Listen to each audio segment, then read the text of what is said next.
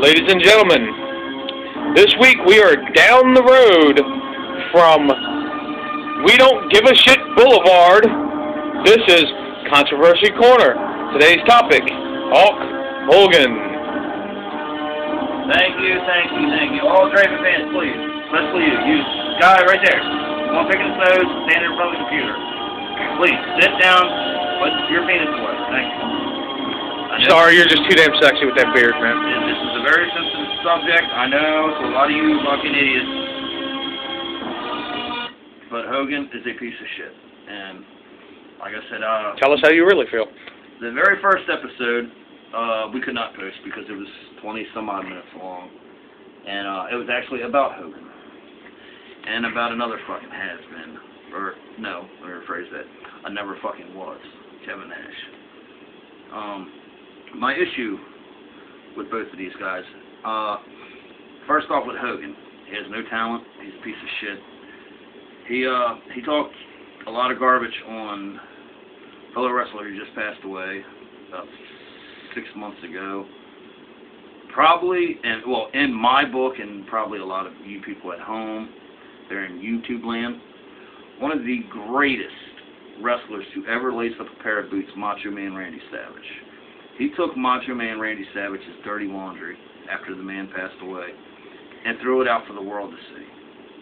I mean, just put it out there for everybody to hear about, read about, whatever. And in that same segment, he claimed how him and Randy, you know, they mend their friendship and they became friends all over again. And, you know, he got on YouTube and different things and crying at how much he's going to miss Randy. You know, I'm not going to take that from the man. He may, you know, actually have that much of a heart to actually miss Randy. But Hogan, you're a piece of shit for putting that man's personal issues out there. I really don't like you, Hogan. I've never liked you. Growing up as a kid, you know, I idolized guys like Bret the Hitman Hart, who actually had talent. The Chris Benoits, the Ric Flairs. And, you know, the Edge and Christensen. Speaking of Edge, Hogan, this is where you've completely, seriously pissed me off. That and the Macho Man thing. When you made your little comment about Edge going to the WWE Hall of Fame, a place that you shouldn't even be, saying that Edge was not even good enough to lace up your boots. Hogan, if you actually got in the ring with Edge before, you know, he decided to retire because of his neck issues, you would look so horrible. You know, that tag team match, I own it on DVD, you and Edge, when you won your very first tag team title after being in the business for 105 years or whatever it was you were there. Yeah, wasn't his first match against Moses? Yeah, I think he wrestled Moses and Jesus was his tag team partner. But, anyhow, Hogan, you know, you sat there and said that man couldn't even lace up your boots, knowing damn good and well that Edge, you know, Adam Copeland, was a big fan of yours. I mean, you made his day when you wrestled with him as his tag team partner. And see, that's the thing that irks me about you, Hogan. You lie about guys, you know, the guys who respect you and everything else, you treat them like dog shit. You know, you went around telling everybody that the Warrior held up McMahon for his fucking money and this, that, and the other, and you talked all this trash on Warrior. Now I'm going to get on you, Kevin Nash.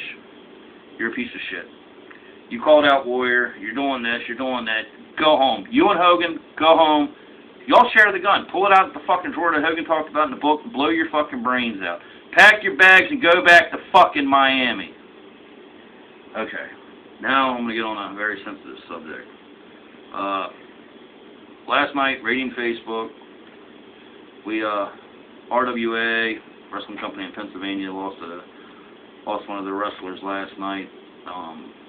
I'll give more detail in show 5 about him. We'll have a complete tribute show. But one thing I do want to bring up about another fallen wrestler who passed away a few years ago, suicide. You all may remember the man, Chris, the Canadian crippler Benoit.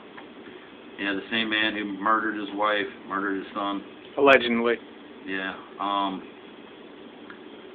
I'm kind of ticked off with WWE and TNA and all these other companies who Tim Benoit, somebody does the Cripple Cross case, they don't want to bring it up, this, that, and the other. WWE basically wants to wipe him out of history. You know, I can understand a little bit of that. Okay, you know, you don't want to be wrapped around the murderer of Chris Benoit. Okay, fine and dandy. But, you know, wrestling, we're all characters. I'm, you know, actual driven myself. I'm a character. In real life, I mean, follow you know, I got kids and you know, and stuff like that. I have friends that I go hang out with, and I collect comic books and play with action figures and things like that. You know, I'm not the same guy that wears eyeliner and paints my fingernails black, and DDT is my best friend. So it's a table full of thumbtacks. It's all a character, you know, and us wrestling fans, yeah, a lot of us are mad at, you know, Chris Benoit, the man. And, you know, but a lot of us still love the character, Chris Benoit. A lot of us still look at that character, you know, we're still love to sit back and watch WrestleMania 20 when he beat the shit out of your piece of shit son-in-law and the hat-banging kid, fucking Shawn Michaels. But on that note, it's about time to end this. Next week, or well, not really next week, I'm kind of like blind, you know.